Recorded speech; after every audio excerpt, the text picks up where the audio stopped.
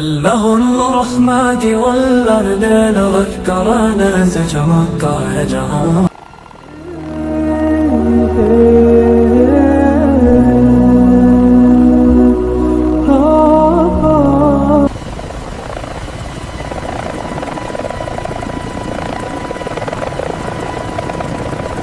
الله الرحمة والأرض وذكرنا سجمك جهان রিয়াদ, সাদমান, আজ এমন এক ভালোবাসার কথা বলবো যা কাঁদিয়ে দিয়েছিল আকাশকেও। আপু, এমন কাদার মতো কি ঘটেছিল?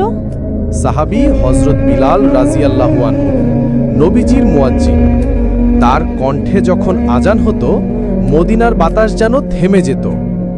কিন্তু নবীজি যখন দুনিয়া থেকে বিদায় নিলেন, হযরত বিলাল আর আজান দিতে পারলেন না।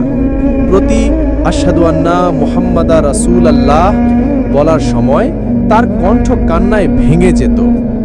মামা, তিনি আজান বন্ধ করে দিলেন? হ্যাঁ রে বাপ। তারপর মদিনা ছেড়ে চলে গেলেন শামে।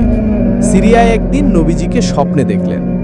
রাসূলুল্লাহ বললেন, হে বিলাল, আমাদের সাথে সাক্ষাৎ করার সময় হয়নি তোমার? আব্বু, তারপর কি করলেন তিনি?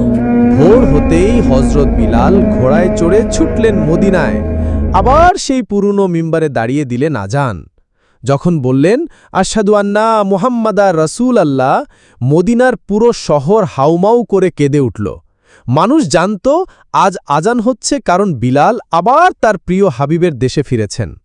মামা, তারা কতটা ভালোবাসতেন একে অপরকে? রিয়াদ, সাদমান, সাহাবীরা ভালোবাসতেন শুধু দুনিয়ায় নয়, আখিরাতেও সেই ভালোবাসা বহন করতেন। আব্বু, আমিও চাই এমন কাউকে ভালোবাসতে যাকে দেখে আল্লাহ খুশি হন। তাহলে দোয়া করো, হে আল্লাহ, আমাদের এমন কাউকে ভালোবাসার তৌফিক দাও যার সান্নিধ্য আমাদের জান্নাতে নিয়ে যাবে। আমিন, আমিন।